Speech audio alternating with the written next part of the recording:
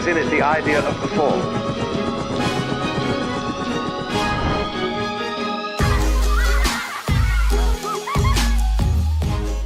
Assalamualaikum warahmatullahi wabarakatuh. Bertemu lagi dengan kuliah lapangan arsitektur 2020 dengan destinasi Uzbekistan. Jika kita membahas suatu peradaban lampau, apa yang terlintas di benak kita? Apakah peradaban Romawi, Genghis Khan, atau semacamnya? Uzbekistan diantaranya. Uzbekistan adalah suatu negara republik yang menempati sebagian wilayah Asia dan Eropa Timur, merupakan jalur sutra pada masa kejayaannya, mempertemukan berbagai bangsa dari daratan Asia dan Eropa, memberikannya banyak akulturasi budaya, dari segi kesenian, musik, kerajinan, makanan, dan arsitekturnya.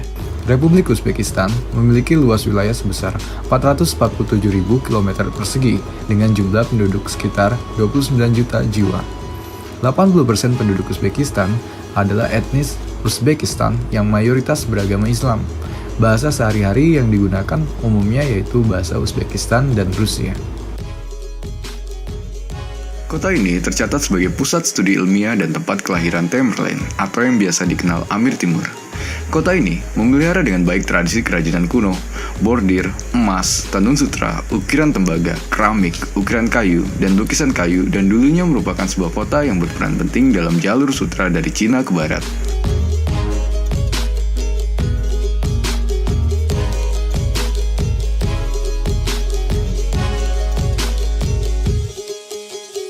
Samarkand merupakan kota yang terletak di bagian tengah Uzbekistan, tepatnya di Provinsi Samarkand, Uzbekistan.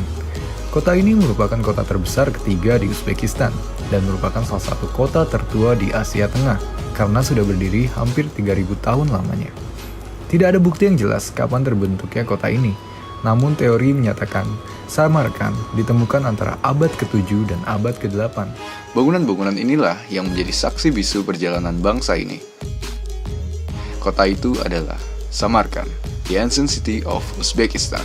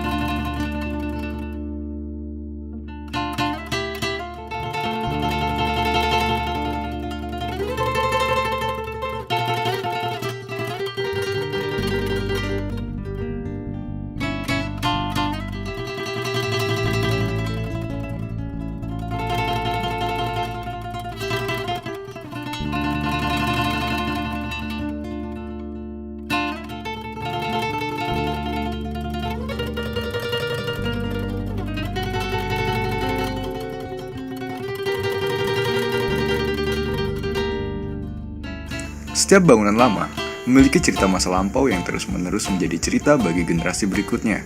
Begitu bangunan lama peninggalan kekuasaan Amir Timur yang terus menjadi bukti kehebatannya pada masa itu dan dikenang hingga hari ini. Mulai dari benteng yang megah dan kokoh hingga ke tempat peristirahatan terakhir yaitu makam. Pernah berpikir tentang pembangunan yang tak pernah selesai seperti Sagrada Familia di Barcelona? Uzbekistan juga memilikinya. Bangunan itu adalah Shahi Zinda. Proyek pembangunan Shahi Zinda menjadi salah satu proyek pembangunan bangunan bersejarah yang terus berlanjut sampai sekarang. Shahi Zinda merupakan komplek pemakaman yang terkenal di kota Samarkand, Uzbekistan, yang terletak di sebelah selatan Bukit Afrosiyok, kota Samarkand, Uzbekistan. Dibangun sejak abad 11 sampai dengan 19 Masehi dan berisi sekitar 20 makam serta sebuah masjid peninggalan para tokoh yang tersusun dari bawah sampai ke atas. Karena proyek pembangunan yang terus berlanjut selama berabad-abad, menghasilkan perpaduan yang menarik dari gaya arsitektural, metode, dan pengerjaan dekoratif karena telah berubah sepanjang zaman pembangunannya. Shahi Zinda secara keseluruhan terdiri dari 3 buah bagian. Bagian bawah adalah zona A yang terdiri dari pintu masuk dan masjid. Bagian tengah yang merupakan zona yang paling besar dan terdiri dari 11 buah bangunan peninggalan, serta sejumlah makam prajurit Amir Timur yang terpisah. Lalu bagian atas yang merupakan ikon dari kompleks makam ini, di mana terdapat Kusam Ibnu Abbas Mausoleum.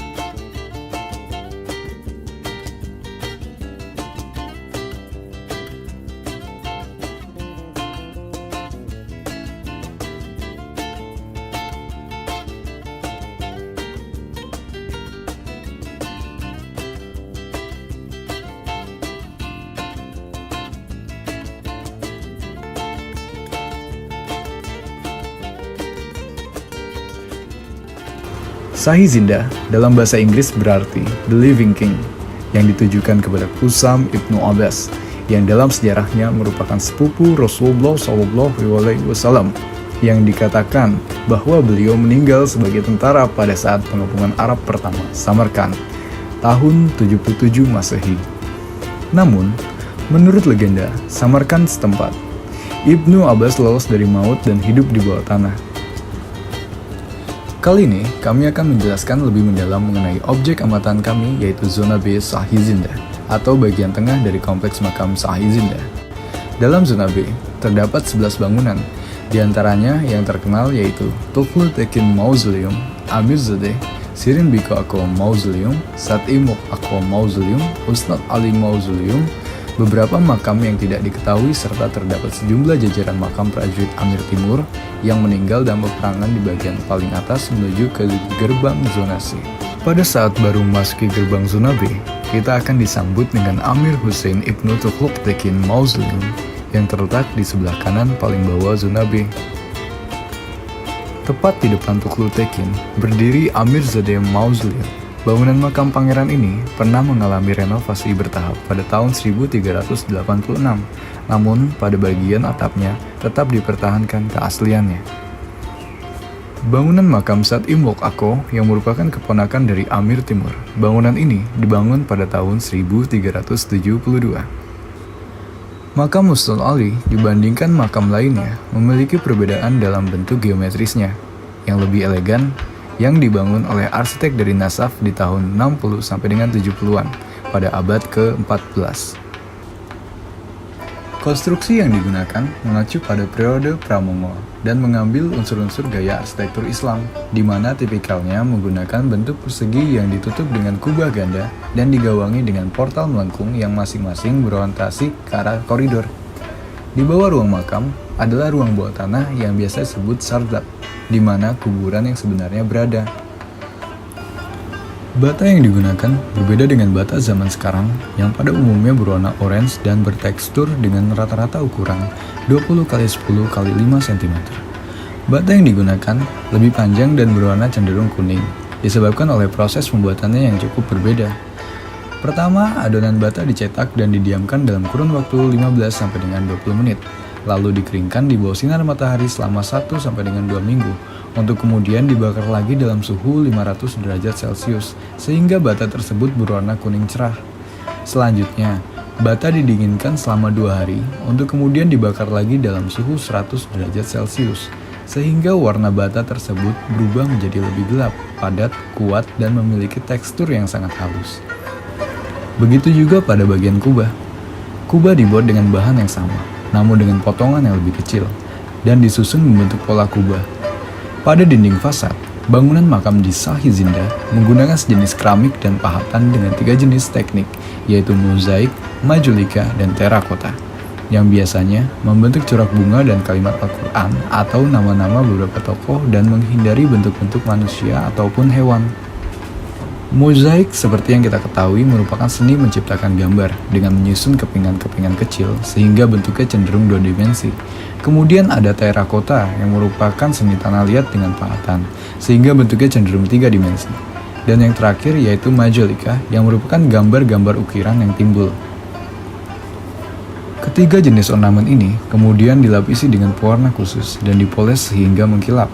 Warna yang digunakan yaitu sebagian besar biru, hijau, putih, dan ada sedikit warna merah, sama dengan warna bendera negara Uzbekistan.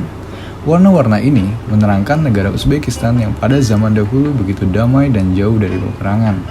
Warna biru menggambarkan langit, hijau menggambarkan tanah yang subur, putih menggambarkan kedamaian, sedangkan merah melambangkan keberanian.